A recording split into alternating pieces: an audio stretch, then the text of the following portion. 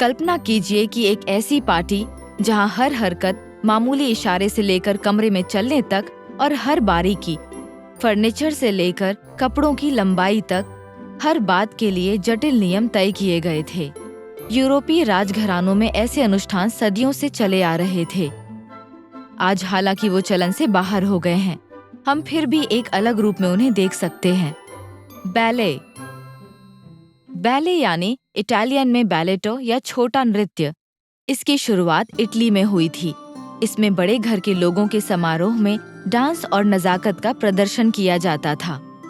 कई मायनों में ये दरबार में लोगों को नियंत्रित करने का तरीका था, जैसे किस तरह पेश आना है, कैसे कदम बढ़ाने हैं, कैसे सर झुकाना है या कैसे किसी का हाथ पकड़ना है। इसमें पोशाक से लेकर हर चीज के लिए नियम शामिल थे, जैसे राजा से कितनी दूर चलना है, बैठना है और किस दिशा में। समय के साथ बैले सीखना दरबार का एक जरूरी हिस्सा बन गया और शिष्टाचार की सही समझ एक दरबारी के रूप में किसी को सफल या विफल बना सकती थी। इनमें से कई मुद्राएं आज भी आधुनिक बैले तकनीकों में देखी जा सकती हैं। बैले को 16वीं शताब्दी के कैथरीन de मेडिची द्वारा फ्रांस में लाया गया था। हेनरी द्वितीय की इटालियन पत्नी थी। जैसे जैसे उत्सव भव्य होता गया, वैसे वैसे ये शैली भी।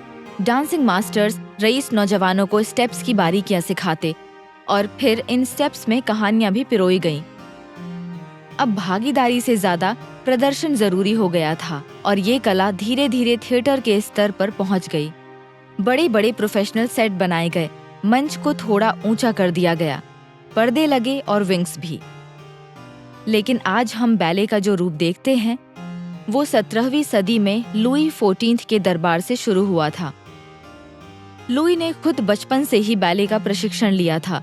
15 साल की उम्र में सूर्य देवता अपोलो की भूमिका ने उनके शासन काल के दौरान बैले को और महत्वपूर्ण बनाया। इससे उन्हें सन किंग का खिताब भी मिला। अपनी शानदार सुनहरी पोशाक और कोरियोग्राफी ने इस विचार को बढ़ावा दिया कि ये ईश्वर नियुक्त राजा हैं। लुई ने 40 प्रमुख बैले में 80 भूमिकाएं निभाई। या तो किरदार प्रतापी होता या कभी किरदार शुरू में छोटा या मजाकिया होता, पर अंत में मुख्य किरदार के रूप में उभरता। वो बैले के अलावा तलवारबाजी और घुड़सवारी की भी ट्रेनिंग लेते और उनकी देखा देखी बैले उस युग के सभी सज्जन पुरुषों के लिए एक आवश्यक कौशल बन गया। लेकिन बैले में लुई 14 का मुख्य योगदान एक कलाकार के रूप में नहीं था। उन्होंने 1661 में रॉयल अकेडमी ऑफ डांस की स्थापना की, जिससे बैले स्थानीय संघों की बजाय दरबार के नियंत्रण में आ गया। बतौर निर्देशक उन्होंने अपने निजी बैले मास्टर और डांसिंग पार्टनर पियर बॉशॉ को नियुक्त किया, जिन्होंने वो 5 मुद्राएं स्थापित की जो आज भी इस्तेमाल होती हैं। रॉयल म्यूजिक अकेडमी के निर्देशक जॉन बैप्टिस्ट इलुई और जाने माने नाटककार मोलियर के सहयोग से बॉशॉ ने बैले को एक भव्य थिएटर का रूप देने में मदद की और 1669 में एक अलग बैले अकेडमी की स्थापना की गई। पेरिस ओपेरा बैले आज दुनिया की सबसे पुरानी बैले कंपनी के रूप में जानी जाती है।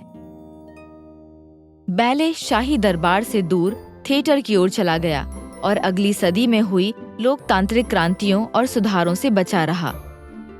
रोमांटिक आंदोलन के आगमन के साथ फैंटेसी और लोकगीत के विषय आम होते गए और भले ही फ्रांस में बैले का प्रभाव कम हो गया था, अन्य देश जैसे रूस में इसके विकास में एक प्रमुख भूमिका निभाई। सौभाग्य से आज हम में से ज्यादातर को शादियों में ये मुश्किल डांस करने की जरूरत नहीं है, बल्कि हम पेशेवर को देखने के लिए थिएटर जा सकते हैं, जो जीवन भर कठोर प्रशिक्षण लेते हैं और वो कर दिखाते हैं जो लुई 14 के दिनों में भी संभव नहीं था। दिलचस्प इतिहास, आउटर स्पेस के रोमांच, दिमाग घुमाने वाली फिलॉसफी, अपने शरीर या किसी भी विषय पर सवालों के जवाब पाने के लिए इस चैनल को सब्सक्राइब करें और अपनी उत्सुकता बनाए रखें।